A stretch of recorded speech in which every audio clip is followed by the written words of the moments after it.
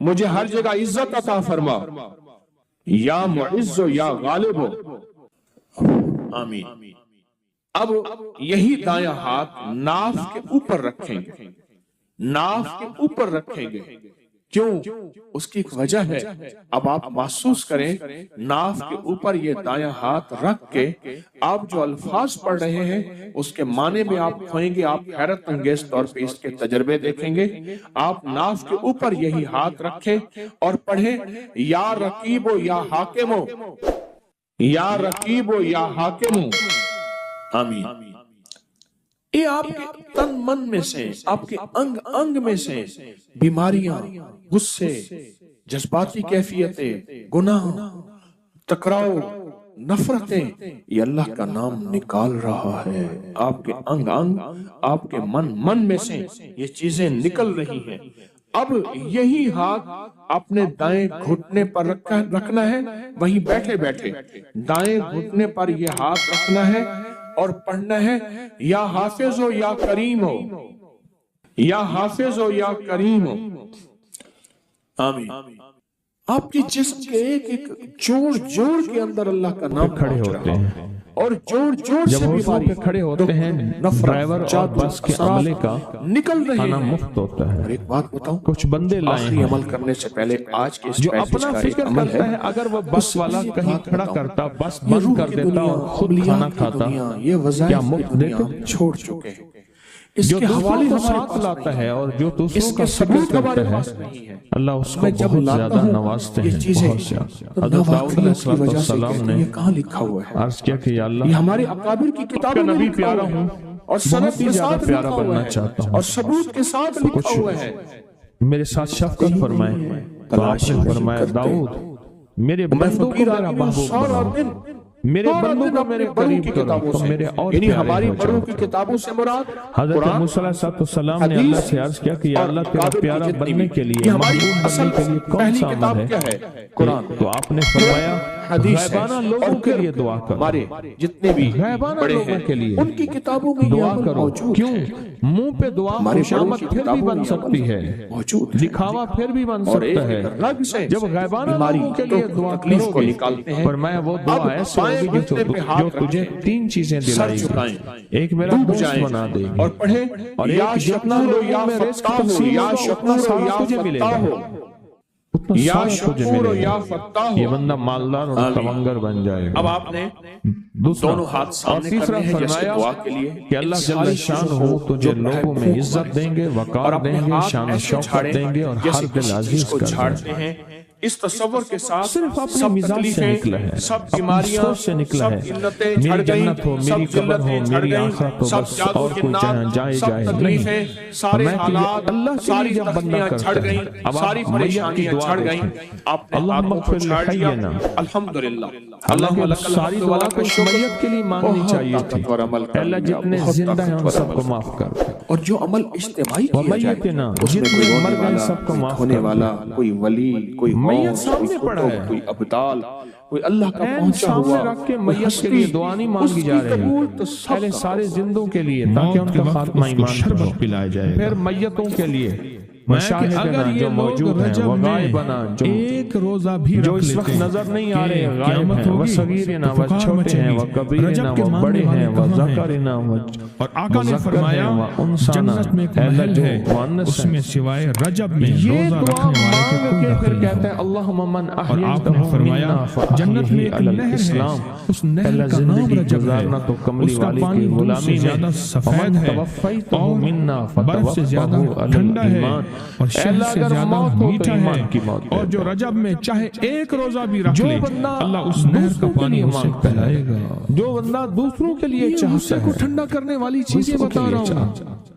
ابو ابھی دردہ کچھ رضی عرصہ اللہ پہلے تعالیٰ عنہ نبی کریم صلی ایک اللہ صاحب ہیں تعالیٰ علیہ جو وسلم کا ارشاد کچھ تعویذ جو وغیرہ رجب میں ایک روزہ رکھے کچھ تھوڑا سا اور اس نے عامل اپنی ہیں، تمام عمر روزے تو رکھے، مجھے ملے، چاہے تمام عمر روزے مجھ سے رکھے کہنے کہ ہم نے اور سفر شب تو بیداری اکٹھا شروع کرے، کیا تھا، اللہ کی عبادت گزاری، سفر تو اگر اس نے اکٹھا رجب شروع میں کیا تھا، ایک روزہ رکھ لیا اور مجھ آسمان سے سے کہنے ندا کہ کی اتنے جاتی آگے ہے، نکل گئے، اے اللہ کے وجہ ولی میں نے کہا فرق اتنا امت ہے، تو عظمہ نے کی چھپایا، خوشخبری میں نے سن، بتایا، بس موت کے وقت اس کو تو نے شربت پلایا چھپایا، جائے گا۔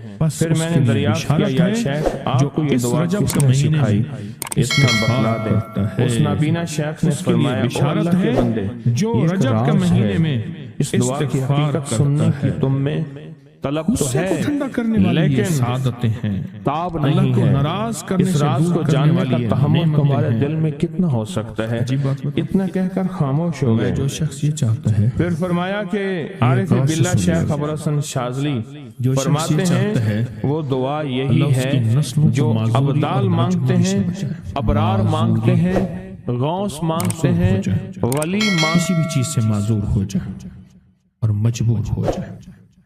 میں نے آپ کو اپنی مجبوری کا قصہ سنایا تھا اس دن۔ معذوری اللہ مجبوری سے بچائے کہ بے بس ہو جائے، مجبور ہو جائے۔ اور جو شخص یہ چاہتا ہے کہ اس کے ماتھے پہ نصیب اور بخت اور مقدر اتنا لکھا ہوا ہو انسان بھی پڑھ سکے، یہ میری خوشخبری یاد رکھیے گا، اتنا واضح ہو انسان بھی پڑھ سکے، بخت، نصیب، مقدر، عزت، دولت۔ اور تیسری، جو شخص یہ چاہتا ہے اس کی پیشانی کبھی سجدوں سے محروم نہ رہے اور فرشتے اس کی پیشانی سونگ کر بتا دیں کہ یہ وہ لوگ بندہ ہے جس کے سجدے واقعی تھے، تو فرمایا وہ کبھی بھی زندگی میں کسی ایسی اللہ کے دوست کی محفل کو تلاش کرے جو لازم شب جمعہ میں ہو۔ اور یہ وہ ہے، اللہ کا دوست میرا مرشد ہے، میں ان کا غلام ہوں، اپنی نہیں کہہ رہا۔ شب جمعہ، یہ شب جمعہ، جمعرات تسبیح خانے میں، اور پھر تسبیح خانے میں دعا ہوتی ہے، تھوڑی دیر کی یہ محفل ہوتی ہے۔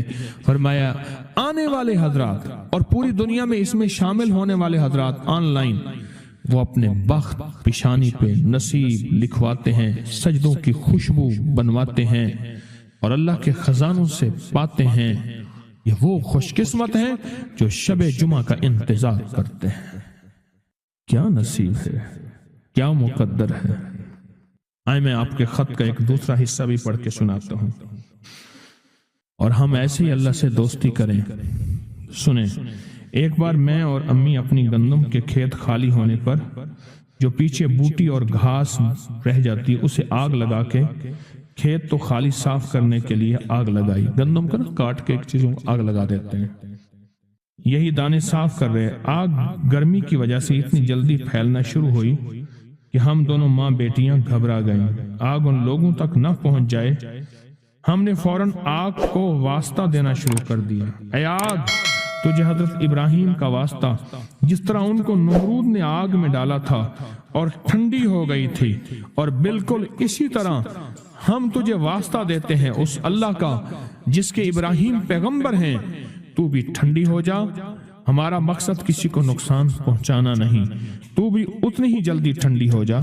اچانک پورے کھیت کی آگ بجھ گئی، حیران ہو گئے، پورا کھیت شعلوں سے بھڑک رہا تھا۔ رحمت جوبن پہ آئی اور پریشانی ختم ہو گئی۔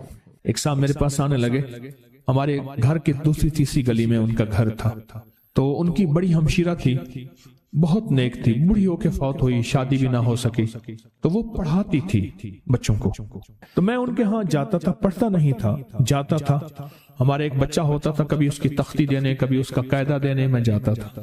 یہ جب بھی غسل خانے میں ہوتے تھے، اندر سے گانے کی آوازیں آ رہی ہوتی تھی۔ اللہ نے نظام بدلا، بہت سالوں کے بعد تسبیح خانے کی نسبت ملی، اور تسبیح خانے کی نسبت کے بعد ہر وقت ذکر ہے۔ میں نے ایک دفعہ کہا، میں نے کہا آپ گاتے ہوئے جو ہے غسل خانے میں گاتے تھے، ایسی آنکھیں کھول کے لگے کہ مرشد واقعی آپ کو کشف ہوتا ہے۔ میں وہ کشف نہیں ہے، میں تیری ہمشیرہ کے پاس کبھی تختی دینے آتا تھا، فلانی پڑھتا تھا کہ ہاں، میں کہ تجھے گاتا ہوا میں دیکھتا تھا، اور میں کہتا تھا یا اللہ اندر تو ساری ظلمت ہوتی ہے اور یہ اندر گاتا ہے۔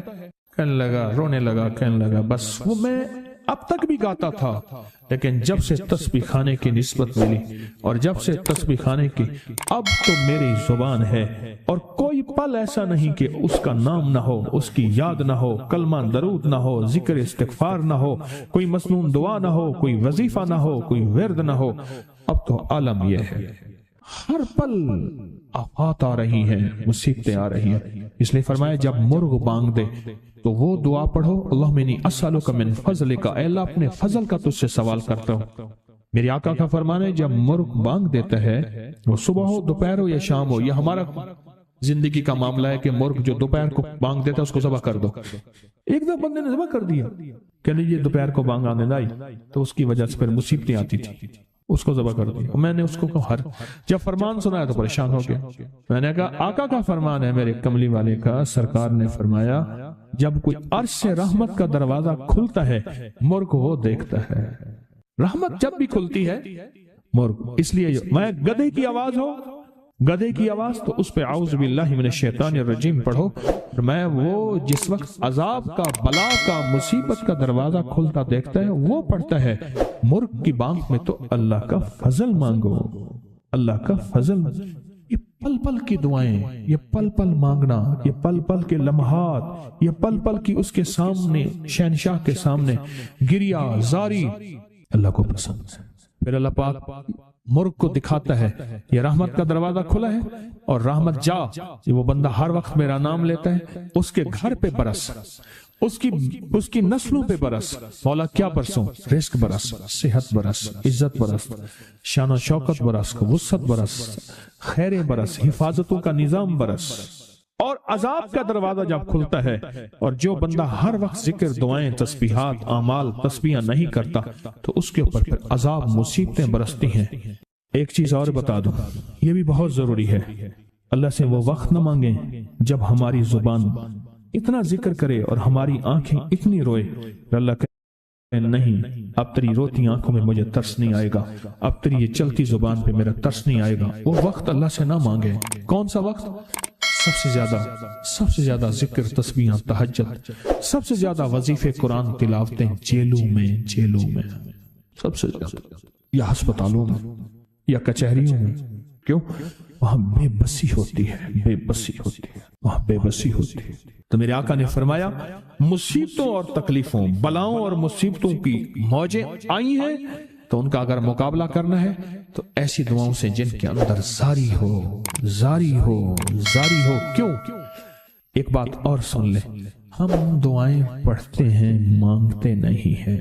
ہم دعائیں پڑھتے ہیں، دعاؤں کا مانگنا دل کی گہرائیوں سے، اندر کے درد سے۔ وہ تیری جو بھی زبان ہے، ہندی ہے، سندھی ہے، وہ دنیا کی کوئی بھی زبان ہے، اس زبان کو رب جانے، رب کے فرشتے جانے، اور اللہ اس پہ مہریں لگاتا ہے۔ پھر دعاؤں کے ساتھ زاری کو جوڑیں، دعاؤں کے ساتھ زاری کو جوڑیں۔